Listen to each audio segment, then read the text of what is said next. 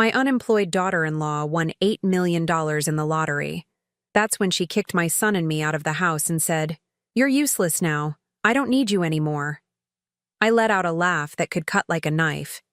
"Did you even read the name on the ticket, dear? I'm glad to have you here. Follow my story until the end and comment the city you're watching from, so I can see how far my story has reached." I never thought the sound of my own front door slamming would mark the end of everything I thought I knew about my family. But there I was, standing on the porch of the house I'd called home for 3 years, my suitcase at my feet, staring at wood that suddenly felt foreign to my touch. "You heard me right, Faye." Yara's voice cut through the evening air like broken glass. "Pack your things and get out, both of you." My son Judd stood beside me, his face pale as winter snow. Neither of us moved. We couldn't. The words hanging in the air seemed impossible, like someone speaking a language we didn't understand. "Yara, what are you talking about?" Judd's voice cracked like he was 13 again, asking me why his father had left us. "This is our home." She laughed. Actually laughed. It was a sound I'd never heard from her before, sharp and cold, nothing like the sweet giggles she used to make when I brought her coffee in bed every morning for the past 3 years. "Your home?" She held up a piece of paper, waving it like a victory flag. "This lottery ticket just made me $8 million richer. 8 million, Judd. Do you know what that means?" I felt my knees go weak. The lottery ticket. I remembered her buying it last Tuesday at the gas station while I pumped gas into my car. She'd been complaining about not having money for groceries again, and I'd given her a $20 bill, just like I'd done hundreds of times before. "It means I don't need you anymore, either of you." Her eyes landed on me with a hatred so pure it took my breath away. "Especially you, old woman. You think I don't know how you look at me? Like I'm some charity case you picked up off the street?" "Yara, stop." Judd stepped forward, his hands shaking. "Mom has done everything for us. She sold her house so we could afford this place. She's been paying the mortgage, the utilities, buying groceries." "Exactly." Yara's voice rose to a shriek. "She's been controlling us with her money, making us feel guilty, making us dependent on her. Well, guess what? I'm nobody's charity case anymore." I found my voice, though it came out as barely a whisper. "I never made you feel like charity. I helped because you're family." "Family?" She stepped closer, close enough that I could see the mascara smearing under her eyes from tears of rage. "You want to know what I really think about family, Faye? You're a bitter old woman who couldn't stand seeing her son happy with someone else. You moved in here to spy on us, to control us, to make sure I never felt like this was really my home." Each word hit me like a physical blow. I thought about all the mornings I'd woken up early to make breakfast before she got up. All the times I'd taken care of her 2 kids from her previous relationship while she slept in until noon. All the job interviews I'd driven her to, waiting in parking lots for hours while she went through the motions of looking for work she never intended to take. That's not true. My voice was stronger now, but my hands were trembling. "I moved in because you asked me to." "You said you needed help with the kids, with the bills. I said what I needed to say to survive," Yara screamed. "Do you think I wanted to depend on you? Do you think I enjoyed having you watch my every move, judge everything I did? I played the game because I had to. But now?" She waved the ticket again. "Now I don't have to pretend anymore." Judd looked like he'd been struck by lightning. "You were pretending? This whole time?" "Oh, grow up, Judd." Yara's voice turned cold, almost bored. "Did you really think I love sitting around this house all day, listening to your mother's stories about her job, her friends, her perfect life before we ruined it? Did you think I enjoyed family dinners where she'd make little comments about how I should be looking harder for work?" "I never said that," I whispered. But even as the words left my mouth, I wondered if they were true. Had I been making comments? Had I been judging her without realizing it? "You didn't have to say it." Yara's laugh was bitter now. "It was in every look. Every sigh when you paid another bill. Every time you'd volunteer to take the kids somewhere because you thought I wasn't doing enough." I felt something breaking inside my chest. Not my heart exactly, but something deeper. Something that had taken 66 years to build and was crumbling in minutes. "Yara, please." Judd's voice was desperate now. "Even if you feel that way about Mom, what about us? What about our marriage? She turned to him with an expression I'd never seen her wear before, cold, calculating, like she was looking at a stranger. What about it, Judd? You think I don't know you only married me because I was pregnant? You think I don't know you felt trapped? She shook her head. I was trapped too. Trapped with a man who still runs to his mommy every time there's a problem. Trapped pretending to be grateful to a woman who made me feel like a burden every single day. That's enough. The words came out of me with a force that surprised everyone, including myself. You want us gone? Fine. But don't you dare rewrite history to make yourself feel better about this betrayal. Yara's eyes narrowed. Betrayal? You want to talk about betrayal? How about the way you've controlled this household since day one? How about the way you made me feel like a guest in my own home? This was never your home. The words exploded out of me before I could stop them. I bought this house. I pay the mortgage. I pay for everything while you sit around making excuses about why you can't work. And there it is. Yara's smile was triumphant. The real Faye, the one who's been keeping score this whole time. Well, congratulations, Faye. You just proved my point. I felt like I was drowning. Everything I'd done, every sacrifice I'd made, was being twisted into something ugly and manipulative. How had helping my family turned me into the villain? Mom, Judd said quietly, and when I looked at him, I saw something in his eyes that made my stomach drop. Doubt. Don't look at me like that, I whispered. Please don't tell me you believe this. He opened his mouth, then closed it, opened it again. I don't know what to believe anymore. Those 7 words finished what Yara had started. I felt something inside me just, stop. Stop fighting. Stop explaining. Stop hoping. Fine. I picked up my suitcase. My hands steadier now than they'd been all night. I'll go. But Judd, when you realize what you've lost today, don't come looking for me. As I walked toward my car, I heard Yara call out behind me, her voice sweet as poison. Drive safe, Faye, and don't forget to take your guilt trips with you. The last thing I heard was the sound of my front door closing, not slamming this time, just closing. Final and absolute, like the end of a life I'd thought would last forever.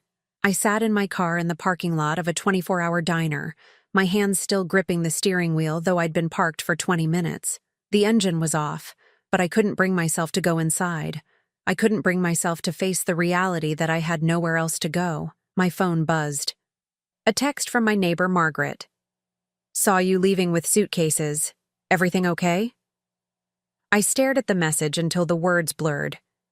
How do you explain that your entire life just collapsed in the span of 15 minutes? How do you tell someone that the family you sacrificed everything for just threw you away like yesterday's newspaper? Instead of answering, I found myself scrolling through my photo gallery, stopping at a picture from 3 years ago. Judd and Yara's wedding day. There I was, beaming beside them, wearing the blue dress I'd bought special for the occasion. I remembered feeling so hopeful that day, so grateful that my son had found someone who seemed to love him. But looking at the photo now, I noticed things I'd missed before. How Yara's smile didn't quite reach her eyes. How she stood just slightly apart from Judd and me, like she was already planning her escape.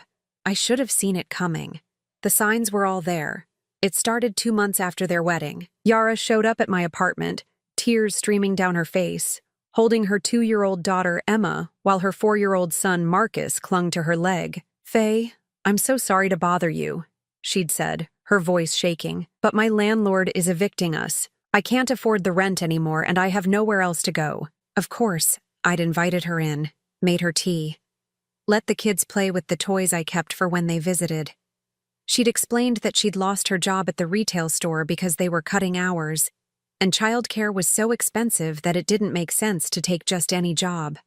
I know it's a lot to ask, she'd said, looking so young and vulnerable sitting on my couch, but could we stay here for just a few weeks? Just until I get back on my feet? A few weeks turned into 2 months. Then Judd started spending every night at my place to be with his new family. My 1-bedroom apartment became cramped and chaotic, filled with crying kids and the tension of too many people in too small a space. That's when Yara had the brilliant idea. You know, she'd said one evening after the kids were finally asleep, It's really not fair that you're stuck in this tiny apartment when you could have a real home. With your savings and my good credit, we could get a beautiful house together. A real home for all of us. It made sense at the time. I'd been living in that cramped apartment for 5 years, ever since the divorce settlement ran out. I had money saved from my job at the insurance company, enough for a substantial down payment. And the idea of having a real home again, a place where I could watch my grandchildren grow up, was too tempting to resist. The house was perfect. 4 bedrooms, a big backyard, a kitchen with enough space for family dinners. The mortgage payments were steep, but manageable with my salary. Yara promised she'd find work once we were settled, once the kids were in a good school district. "This is going to be wonderful," she'd said, standing in the empty living room on move-in day. "A fresh start for all of us." For the first few months, it really did feel wonderful. I'd come home from work to find Yara making dinner, the kids doing homework at the kitchen table, Judd relaxing on the couch after his shift at the warehouse. It felt like the family I'd always wanted but never quite had. But slowly, things began to change. The job search became increasingly half-hearted. Yara would sleep until 10 or 11, then spend hours on her phone, claiming she was looking at job listings. When I'd ask about interviews, there was always a reason why she couldn't take the position. The hours weren't right. The pay was too low. They didn't understand that she needed flexibility for the kids. "It's harder than you think," she'd say when I'd gently suggest she might need to be less picky. "You've been at the same job for 20 years. You don't understand what the job market is like now." So I stopped asking, started working overtime to cover the increasing expenses. Groceries, utilities, school supplies, kids' clothes. The list kept growing, and my paycheck kept shrinking. Then came the emergencies. Marcus needed glasses. Emma had an ear infection that required expensive antibiotics. The car broke down and needed major repairs. Each crisis felt urgent, necessary, and I found myself dipping into my savings again and again. "I promise I'll pay you back," Yara would say each time. And I believed her. She seemed genuinely grateful, genuinely embarrassed about needing help. She'd hug me tight and tell me what a blessing I was, what a wonderful mother-in-law, what a saint. I lived for those moments. After years of feeling useless and discarded, having someone depend on me felt good. It felt like purpose. The morning routine became sacred to me. I'd wake up at 5:30 to make breakfast for everyone before work. Scrambled eggs for Judd, pancakes for the kids, coffee with 2 sugars for Yara, who was never a morning person. I'd pack lunches, make sure homework was in backpacks, and somehow still get to work on time. "You don't have to do all this," Yara would say, but she never offered to help, never suggested taking turns. And when I'd hint that maybe she could handle breakfast sometimes, she'd remind me how hard it was for her to function in the mornings, how she'd never been a breakfast person, how much the kids loved my cooking. Weekends were for grocery shopping, cleaning, doing laundry. Yara would disappear for hours, claiming she needed alone time to decompress from the stress of job hunting. I'd find myself watching both kids, cooking dinner, maintaining the house I was paying for while she got pedicures or met friends for coffee. "I need this," she'd explain when she'd come home refreshed and relaxed. "If I don't take care of my mental health, I'll never be able to function well enough to find a job." It always sounded reasonable. Everything about Yara sounded reasonable when she explained it. She had a way of making her needs seem urgent, and my concerns seem petty. The breaking point should have been last Christmas. I'd spent weeks planning, shopping, cooking for the extended family gathering we'd decided to host. Yara had promised to help with the preparations, but the morning of the party, she woke up with a migraine. "I'm so sorry," she'd said, barely lifting her head from the pillow. "I think it's stress. You know how these family things make me anxious." So I'd handled everything alone, cooking for 12 people, setting up, serving, cleaning up afterward while she stayed in bed. When her sister Carol complimented the meal, Yara had somehow made her way downstairs, looking perfectly refreshed, and accepted the praise like she'd done half the work. "Faye and I make such a good team," she'd said, wrapping her arm around my shoulders. "I don't know what I'd do without her." And I'd felt proud, useful, like I was exactly where I belonged. Now, sitting in this diner parking lot with everything I owned in my back seat, I could see how perfectly she'd played me. Every crisis, every emergency, every moment of vulnerability had been carefully calculated to keep me giving, keep me believing I was needed, keep me from asking the hard questions. The worst part wasn't the money. It wasn't even the betrayal. It was realizing that for 3 years, I'd been living a lie. Every family dinner, every shared laugh, every quiet moment when I'd felt grateful for this second chance at family life had been built on manipulation so skilled I'd never even seen it coming. My phone buzzed again. This time it was Judd. "Mom, where are you? We need to talk." I stared at the message for a long time before turning off my phone. Whatever Judd wanted to say, I wasn't ready to hear it. Not tonight. Not until I figured out how to rebuild a life that had just been demolished by the very people I'd trusted most. I'd been living in the Comfort Inn for 5 days when I ran into Mrs. Patterson at the grocery store. She'd been my neighbor for 3 years, the kind of woman who always knew everyone's business but somehow made it feel like genuine concern rather than nosiness. "Faye," her voice carried that particular tone people use when they're not quite sure if they should be offering sympathy or congratulations. "I heard about your good fortune." I paused in the cereal aisle, a box of oatmeal in my hand. "My what?" "The lottery win, dear. Yara told everyone at the neighborhood association meeting. $8 million. Can you imagine?" Mrs. Patterson's eyes were bright with excitement. "She said you were so generous to give them the house and move into a nice hotel while you look for a place that's more suited to your new lifestyle." The box of oatmeal slipped from my fingers and hit the floor with a dull thud. "She said what? Oh, I hope I haven't spoiled some kind of surprise." Mrs. Patterson looked suddenly worried. "She seemed so proud when she told us how you'd decided to give them their independence now that money wasn't an issue anymore. Such a thoughtful mother-in-law," she said. "Always putting family first." I felt the blood drain from my face. "What exactly did she tell you?" Mrs. Patterson shifted uncomfortably, clearly sensing she'd stepped into something she didn't understand. "Well, she said you'd won the lottery and decided to give them the house as a gift, so they could finally feel like it was truly theirs.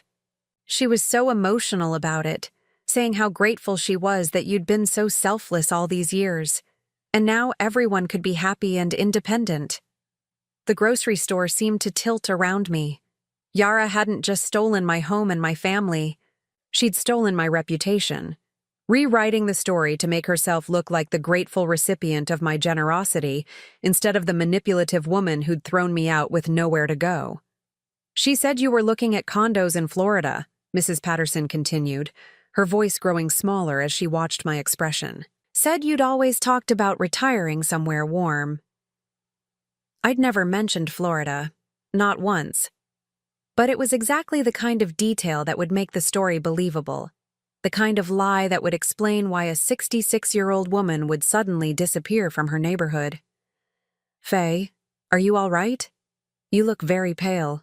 I bent down to pick up the oatmeal, my hands shaking so badly I could barely grip the box. "I'm fine, just tired." But I wasn't fine. As I finished my shopping in a daze, I realized that Yara had done something far more devastating than simply kicking me out. She'd created a narrative that made her look like the victim of my overwhelming generosity, a story that painted me as the wealthy woman who'd finally decided to let the poor young family stand on their own feet. It was brilliant, really, and absolutely devastating. That evening, I got a call from my sister Janet in Phoenix. We'd never been particularly close, but we checked in with each other every few months. "Faye, I just got off the phone with cousin Linda, and she said she heard from Margaret that you'd won the lottery. Is that true? Why didn't you call me?" I closed my eyes, sitting on the edge of the hotel bed that had become my entire world. "Janet, that's not what happened." "What do you mean?" "Linda said your daughter-in-law posted something on Facebook about how grateful she was for your generosity, how you'd given them the house and were starting a new chapter in your life. Posted on Facebook." Of course she had. Yara was making sure the story spread far and wide, cementing her version of events in the minds of everyone who knew us. "Can you see the post?" I asked, though I dreaded the answer. "I'm not on Facebook, but Linda read it to me. It sounded so sweet, Faye.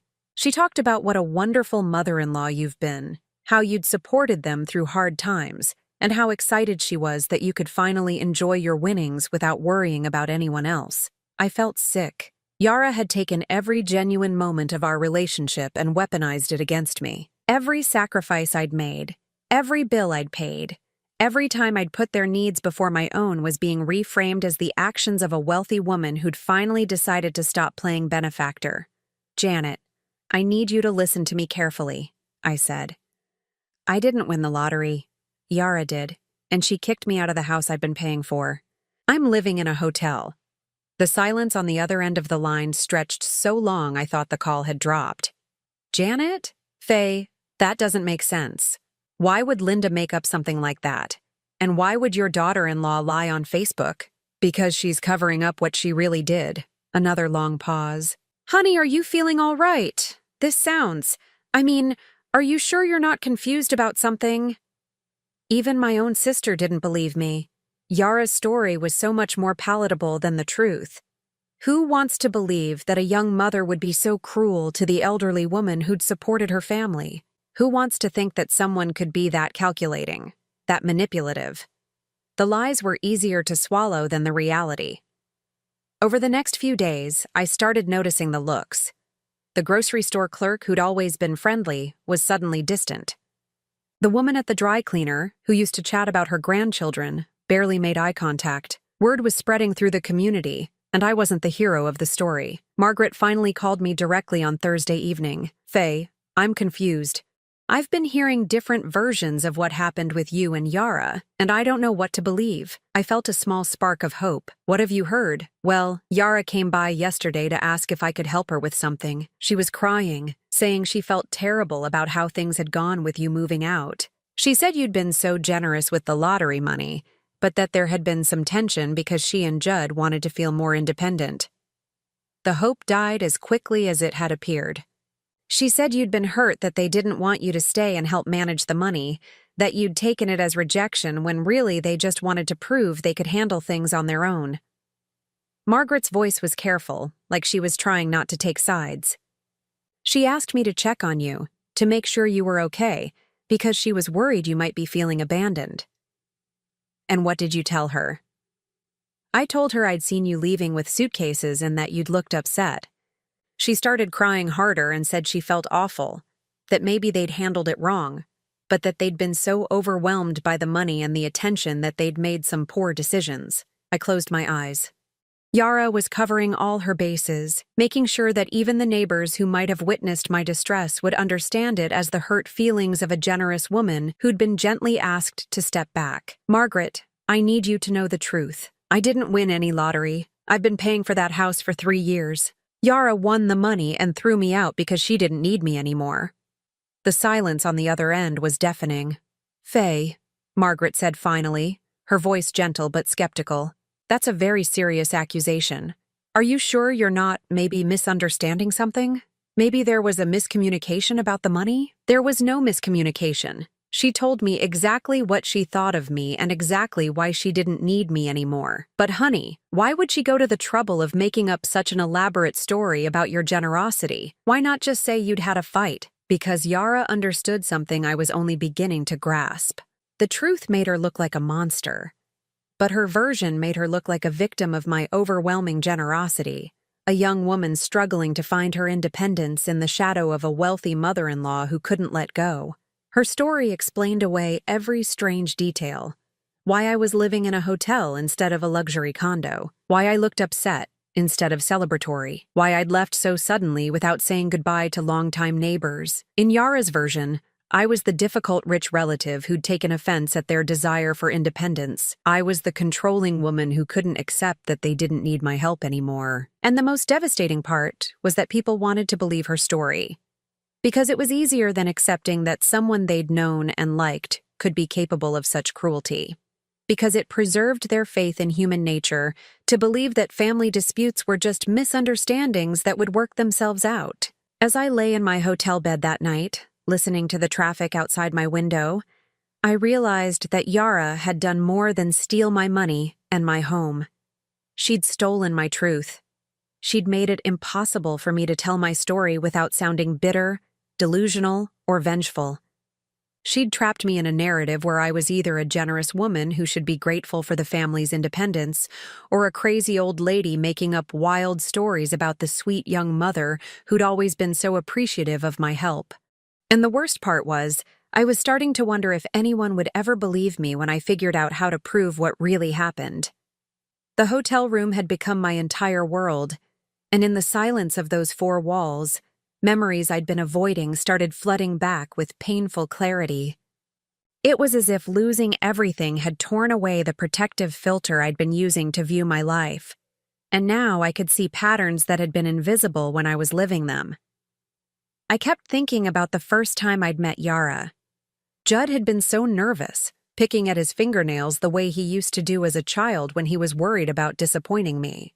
"Mom, there's someone I want you to meet," he'd said over dinner at our usual restaurant. "Her name is Yara, and she's special." The way he'd said special should have been my first clue. Not special, like wonderful or amazing. Special like fragile, like something that needed to be handled with care.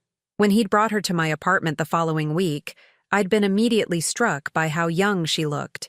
At 26, she was 8 years younger than Judd, but something about her made her seem even younger than that. Maybe it was the way she'd stayed slightly behind him as they walked in, or how she'd barely made eye contact when we were introduced.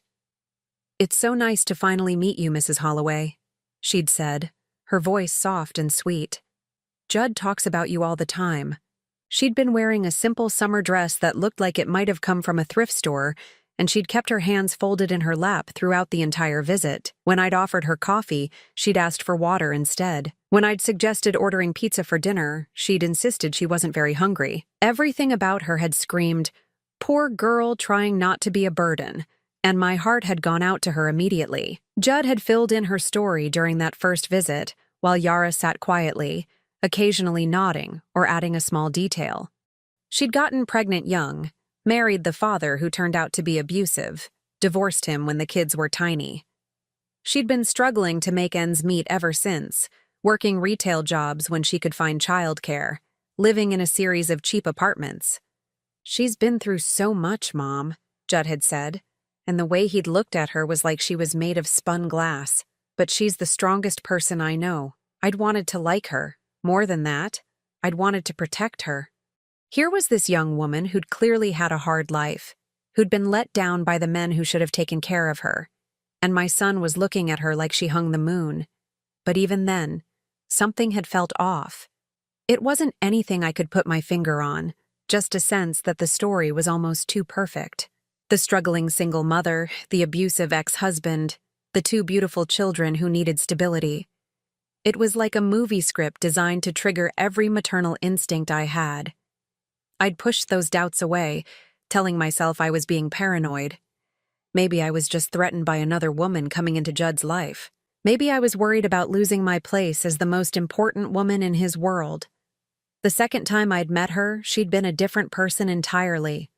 Confident, chatty, full of opinions about everything from the restaurant we'd chosen to the movie we'd seen afterward. She'd talked about her dreams of going back to school, maybe studying interior design or early childhood education. "I just want to make something of myself," she'd said, her eyes bright with ambition. "I want my kids to be proud of me, you know?" It was exactly what any mother would want to hear her son's girlfriend say. She had goals, dreams, a desire to better herself. She wasn't just looking for a man to take care of her. But looking back now, I realized that was the last time I'd ever heard her talk about her own ambitions. Once she'd moved in with Judd, once she'd gotten pregnant and they'd decided to get married, all that talk of school and careers had simply evaporated. The engagement had been a whirlwind. 1 month she was the independent woman with big dreams, and the next she was calling me in tears because she'd discovered she was pregnant, and Judd had proposed, but she was scared about money, and what if they couldn't afford a wedding, and what if she couldn't be a good enough wife? Of course, I'd stepped in to help with wedding planning. Of course, I'd offered to pay for the flowers when their budget got tight. Of course, I'd volunteered to watch the kids while she dealt with morning sickness.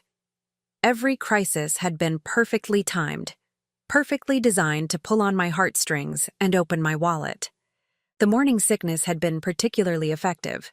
Yara would call me at work, her voice weak and shaky, apologizing for bothering me but explaining that she felt too sick to handle the kids, and Judd was at work and she didn't know what to do.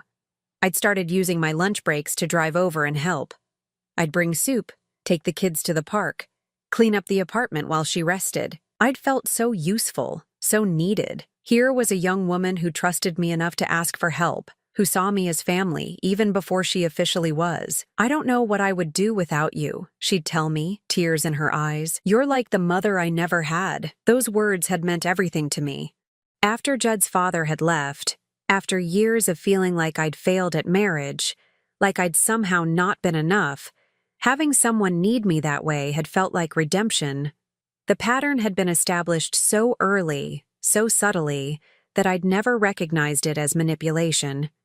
Yara would have a crisis, I would solve it, and she would be so grateful that I'd feel like the most important person in her world. Then there would be a brief period of calm before the next emergency arose. Her car would break down the day before a job interview. The babysitter would cancel at the last minute when she had plans. The kids would get sick just when she'd started feeling confident about something. And I'd always been there, always ready to help, to fix, to make everything better. Even the pregnancy had followed the same pattern. At first, everything had been fine. Then suddenly she was having complications, stress-related problems that required bed rest. Of course, someone needed to take care of the other kids.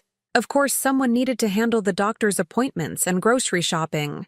"I feel so guilty asking you to do all this," she'd say. But she'd ask anyway. And I'd do it anyway, because what kind of person would I be if I let a pregnant woman and 2 small children suffer when I had the ability to help? The manipulation had been so gentle, so loving, that it had felt like family devotion rather than exploitation. Every time I'd questioned whether I was doing too much, Yara would have another moment of vulnerability that reminded me why she needed me. She'd cry about how hard it was to be pregnant while caring for 2 kids. She'd worry about whether Judd really loved her or just felt obligated to marry her.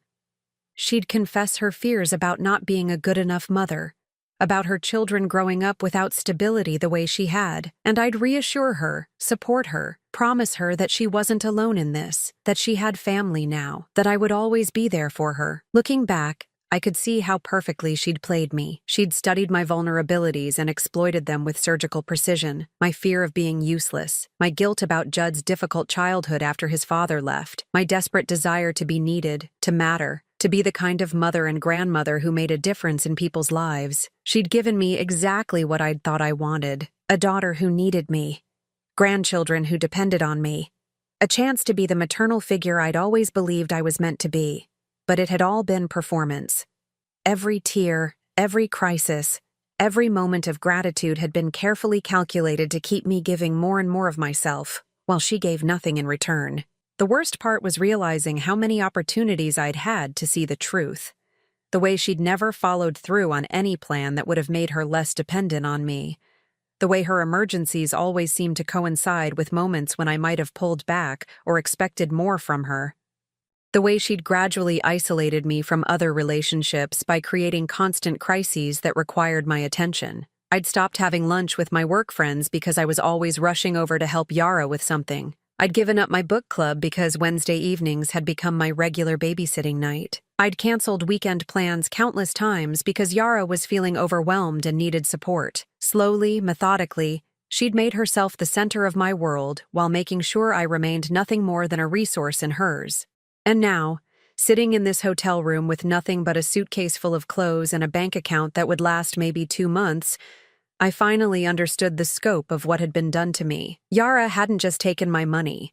She'd taken 3 years of my life, 3 years I'd spent believing I was building something meaningful with my family. She'd taken my sense of purpose, my confidence in my own judgment, my faith in my ability to tell the difference between genuine love and skilled manipulation. She'd made me complicit in my own exploitation by making me feel good about it every step of the way. It was the 3rd week of living in that hotel room when I finally decided I had to go back to the house to get my tax documents. I'd been putting it off, dreading the confrontation, but my accountant needed them for my retirement planning, and I couldn't afford to delay filing any longer. I drove past the house twice before working up the courage to park. Everything looked the same from the outside. The garden I'd planted last spring was blooming beautifully. The porch swing I'd bought at a garage sale was still there, though no one seemed to be using it. Yara answered the door wearing a silk robe I'd never seen before. Her hair was perfectly styled, and she was wearing makeup even though it was barely 10 in the morning. "Faye." She didn't seem surprised to see me. "What do you want?" "I need to get my tax documents from my room. My W-2s, investment statements. They're in the filing cabinet." She looked at me for a long moment, then stepped aside. "Make it quick. I have people coming over later." The house felt different, not just because I no longer belonged there, but because things had changed. There was a new expensive coffee machine on the kitchen counter. Designer shopping bags were scattered across the dining room table. Through the window, I could see a brand new SUV in the driveway. "Nice car," I said, unable to keep the bitterness out of my voice. "Judd needed reliable transportation for work," Yara replied, not meeting my eyes. I climbed the stairs to what had been my room for 3 years. It was completely empty now, stripped of every trace that I'd ever lived there. The filing cabinet was gone. "Where are my files?" I called down the stairs. "What files?" I came back down, my heart starting to race. "My filing cabinet, all my financial documents." "Where did you put them?" Yara shrugged. "I don't know what you're talking about. There wasn't any filing cabinet in there when I cleaned out the room." "Yara, that cabinet had 20 years of financial records. Tax returns, investment statements, insurance policies. You can't just throw away someone's financial documents." "I didn't throw away anything that belonged to you. Maybe you're confused about where you kept things." I felt that familiar rage building in my chest, but this time it was mixed with panic. Those documents weren't just paperwork. They were proof of everything I'd paid for, every transaction, every sacrifice I'd made for this family. "I want to look around," I said. "Those files have to be somewhere." "No." Yara's voice was firm. "You don't live here anymore. You can't just wander around my house going through my things." "Your house?" The words came out sharper than I'd intended. "I've been paying the mortgage on this house for 3 years. That was your choice. Nobody forced you to pay for anything." I stared at her, seeing her clearly for perhaps the first time. The sweet, vulnerable young woman was completely gone. In her place was someone cold, calculating, and utterly without remorse. "I need those documents, Yara. If you threw them away, I need to know so I can request duplicates from my bank and employer." I told you I don't know anything about any documents, but something in her voice, a slight hesitation, made me look at her more carefully. She was lying. She knew exactly what had happened to my files. "Fine," I said. "I'll contact my attorney about getting copies of everything." For just a moment, I saw a flicker of something in her eyes. Not fear exactly, but concern. I left without another word, but I couldn't shake the feeling that there was something important I was missing. Something about the way she'd reacted when I mentioned getting copies of my financial records. That evening, I called my bank to request statements for the past 3 years. It was a tedious process, but I needed to rebuild my financial records anyway for tax purposes. "Mrs. Holloway," the customer service representative said, "I see you've had quite a bit of activity on your accounts recently. Would you like me to include the lottery deposit from last Tuesday?" I nearly dropped the phone. "I'm sorry, what deposit?" "The deposit for $47,000 on Tuesday, March 15th. The notation says it's lottery winnings." My hands started shaking. "Can you tell me more about that deposit? Where did it come from?" "It shows as a direct deposit from the California State Lottery Commission. Would you like me to email you the details?" "Yes, please. Right away." I hung up and stared at my phone, my mind racing. A lottery deposit. In my account. On Tuesday. The email arrived within minutes, and when I opened the attachment, everything became clear. The deposit was for $47,000 and change. The notation indicated it was the after-tax proceeds from a lottery ticket, purchased at Murphy's gas station on Elm Street. The ticket number was listed, along with the date of purchase. March 1st, the day I'd given Yara $20 to buy gas while I pumped. But that wasn't the most important detail. The most important detail was in the account information section. The winning ticket had been purchased using my debit card. I stared at the document, reading it over and over again. Yara had bought the ticket with my money, using my card, which meant legally the ticket belonged to me, but she'd claimed the $8 million prize. How was that possible? I called the Lottery Commission's customer service line, working my way through automated menus until I reached a human being. I need to verify some information about a winning ticket, I told the representative. I believe there may have been an error in the claim process. I can help you with that. Can you provide me with the ticket number? I read the number from my bank statement. I see the ticket here. It was claimed on March 20th by... There was a pause. By Yara Holloway. Are you related to the claimant? She's my daughter-in-law. But the ticket was purchased with my debit card from my account. Do you have records of that? Another pause. Ma'am, I'm showing that the ticket was purchased with a debit card ending in 7842. Is that your card? Yes, it is. Well, that's unusual. Typically, whoever possesses the physical ticket is considered the owner, regardless of how it was purchased. But if you're saying the ticket was bought with your card without your permission, no, she had permission to use my card for gas, but I don't think she had permission to claim lottery winnings on a ticket purchased with my money. Ma'am, this sounds like it might be a legal matter. The ticket was claimed in good faith, but if there's a dispute about ownership based on how it was purchased, you might want to consult with an attorney. I hung up and sat in the hotel room, staring at the documents spread across the bed. For the first time in weeks, I felt something other than despair. I felt hope. Yara had made a mistake. In her eagerness to claim the prize money, she'd overlooked the fact that the ticket was purchased with my card from my account. She'd assumed that possession of the physical ticket was all that mattered, but the law might see it differently. Especially if I could prove that the $20 used to purchase the ticket came from my account, and that Yara had no legal right to claim winnings from a ticket she hadn't actually paid for. I thought about the $47,000 that had been deposited into my account. Clearly, the Lottery Commission had initially tried to pay the winnings to the account associated with the card used for purchase. But somehow, Yara had redirected the larger prize to herself. The next morning, I called 3 different attorneys before finding one who specialized in lottery disputes. Martin Greenberg's office was in downtown, and he agreed to see me that afternoon. This is an interesting case, he said after reviewing the documents I'd brought. The law is actually pretty clear about lottery ticket ownership. If someone purchases a ticket with funds that belong to another person, without that person's knowledge or consent for the specific purchase, the ticket legally belongs to the person whose money was used. But she had permission to use my card. For gas, did you give her specific permission to buy lottery tickets? I thought back to that day. No. I gave her $20 and told her to put it toward gas. I never said anything about lottery tickets. Then you have a case.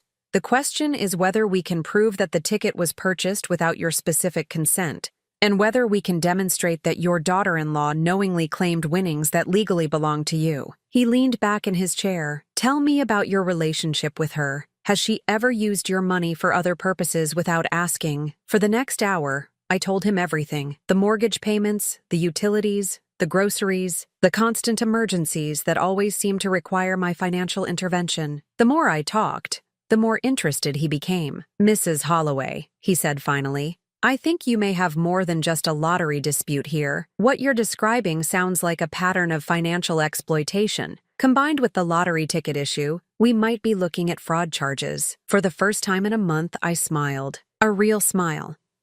How long do you think this will take? That depends on how quickly your daughter-in-law wants to settle. Because I have a feeling she's not going to want this going to court.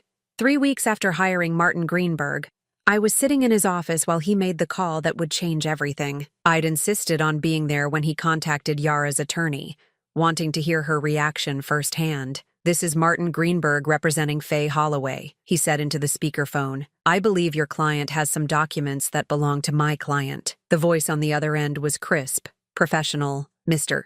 Greenberg, my client has already told Mrs. Holloway that she doesn't have any documents belonging to her. That's interesting, because we have a court order to examine the contents of the filing cabinet that was removed from Mrs. Holloway's room. The one your client claimed didn't exist. Silence on the other end. Martin smiled at me and continued. We also have some questions about a lottery ticket purchased with Mrs. Holloway's debit card on March 1st. Your client claimed the winnings from that ticket. We'd like to discuss the legal implications of that. I'll need to speak with my client and get back to you. Of course. But I should mention that we're prepared to file both civil and criminal charges if we can't resolve this matter quickly. Lottery fraud is a felony, as I'm sure you know. The call ended, and I felt something I hadn't experienced in months. Satisfaction. How long do you think before we hear back? I asked. Not long. Nobody wants a lottery fraud case going to trial. Too much publicity, too much risk. He was right. Yara's attorney called back within 2 hours. My client is willing to discuss a settlement. The meeting was set for the following Friday at Martin's office. I spent the week preparing myself emotionally for seeing Yara again, knowing that this time would be different. This time, I had evidence. This time, I had power. When Yara walked into the conference room, I barely recognized her. Gone was the expensive silk robe and designer makeup. She looked exhausted, scared, and much older than her 31 years. Judd was with her, his face pale and drawn. They sat across from Martin and me, and for a moment, nobody spoke. Finally, Martin broke the silence. Let's start with the lottery ticket. Mrs. Holloway has bank records showing that the winning ticket was purchased with her debit card, using funds from her account. Your client claimed winnings from a ticket she didn't legally own. Yara's attorney, a nervous-looking man named Richards, shifted uncomfortably. My client was given permission to use the card. For gas, Martin replied smoothly, not for gambling. Mrs. Holloway never consented to lottery ticket purchases, which means the ticket legally belonged to her. He slid a document across the table. This is a statement from the Lottery Commission confirming that the initial payout was attempted to Mrs. Holloway's account, which is where smaller winnings automatically go when a ticket is purchased with a registered card. Your client then contacted them claiming there had been an error and redirected the larger prize to herself. I watched Yara's face crumble as the implications sank in. But that's not all, Martin continued. We've also been examining Mrs. Holloway's financial records for the past 3 years.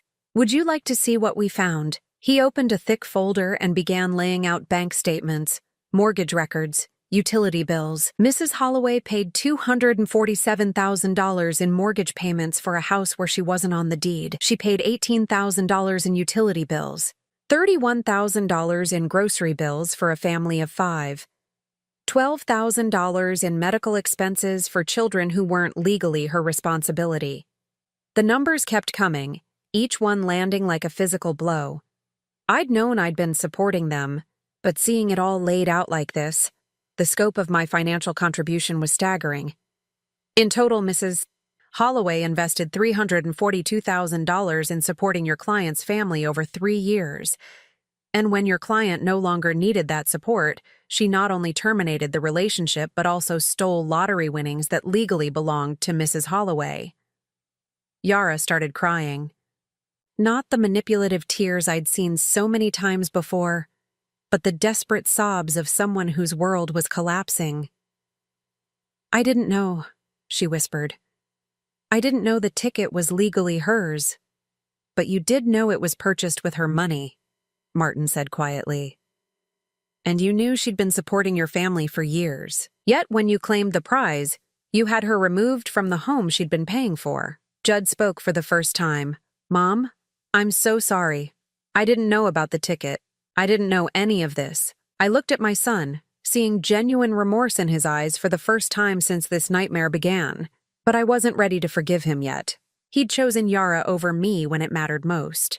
Here's what we're prepared to offer, Martin said. Mrs. Holloway will accept the full $8 million lottery payout, minus taxes. In exchange, she won't pursue criminal charges for fraud or seek repayment of the $342,000 she invested in supporting your client's family. Richards looked relieved. That seems reasonable. We're not finished, Martin interrupted. Mrs. Holloway also wants the house. The room went dead silent. The house she's been paying for. The house where she invested 3 years of mortgage payments. Your client can buy her out at fair market value, or Mrs. Holloway will take possession. We can't afford to buy her out without the lottery money, Yara said through her tears. Then you'll need to find somewhere else to live. I watched Yara process this, seeing her realize that she was about to lose everything. The money, the house, the comfortable life she'd built on my generosity. There's one more thing, I said, speaking for the first time since the meeting began. I want my filing cabinet back. All of it. Every document. Yara nodded miserably. It's in the garage. I was scared you'd find something that would prove I owed you money. You do owe me money, I said calmly. You owe me $342,000 plus 3 years of my life. But I'm willing to call it even if you agree to these terms. The negotiation took another hour, but the outcome was never in doubt. Yara signed papers transferring the lottery winnings to me, along with the deed to the house. In exchange, I agreed not to pursue criminal charges. As they prepared to leave, Judd approached me hesitantly. Mom, can we talk? I know I messed up, but maybe we could— No, I said quietly. We can't. He looked stunned. But I'm your son. You were my son, but you chose her over me when I needed you most. You stood there and watched her throw me out of my own home, and you said nothing. I was confused. I didn't understand what was happening. You understood enough. You just didn't care enough to defend me. I gathered my papers and stood up. Goodbye, Judd. 6 months later, I was sitting on the porch swing of my house, legally mine now, watching the sunset paint the sky in shades of orange and pink. The $8 million was safely invested, earning enough that I'd never have to worry about money again. Yara and Judd had moved into a small apartment across town. I'd heard through Margaret that Yara had finally gotten a job at a call center, working 40 hours a week for the first time in her adult life. Judd was still at the warehouse, picking up overtime shifts to help pay rent. They'd asked Margaret to see if I might be willing to let them visit, especially for the kids' sake. But I wasn't ready for that. Maybe I never would be. I'd learned something important during those weeks in the hotel room. I'd spent so much of my life trying to be needed, trying to prove my worth through what I could give other people, that I'd forgotten how to value myself. The money wasn't the real victory. The real victory was understanding that I didn't need anyone else's approval to have worth. I didn't need to buy love or earn affection through sacrifice. I was enough. Just me, by myself, was enough. Margaret came by that evening with a casserole and gossip from the neighborhood association meeting. Yara asked about you again, she said as we sat on the porch together. She wanted to know if you seemed happy. I thought about that question. Was I happy? I was lonely sometimes. I missed having family around, missed feeling needed, but I wasn't bitter anymore. I wasn't angry. Tell her I'm content, I said finally. That's more than I ever was when I was trying to make everyone else happy. Margaret nodded. You look different, peaceful. She was right. For the first time in my adult life, I was living for myself, making decisions based on what I wanted, not what other people needed from me. It was a strange feeling, but not an unpleasant one. As I watched the stars come out that night, I thought about the woman I'd been 3 years ago, desperate to be useful, to matter, to have purpose. I'd found all of those things, but not in the way I'd expected. I mattered because I'd stood up for myself. I had purpose because I'd chosen to value my own dignity over other people's comfort. I was useful because I'd learned to use my resources wisely, for myself instead of for people who took my generosity for granted. I'd paid a high price for those lessons, but as I sat in my home, truly my home now, I knew it had been worth it. Some people might call what I'd done revenge, but it wasn't revenge. It was justice. And sometimes, justice looks exactly like an old woman sitting on her own porch swing, finally free to live life on her own terms. Now I'm curious about you who listened to my story. What would you do if you were in my place? Have you ever been through something similar? Comment below. And meanwhile, I'm leaving on the final screen 2 other stories that are channel favorites, and they will definitely surprise you. Thank you for watching until here.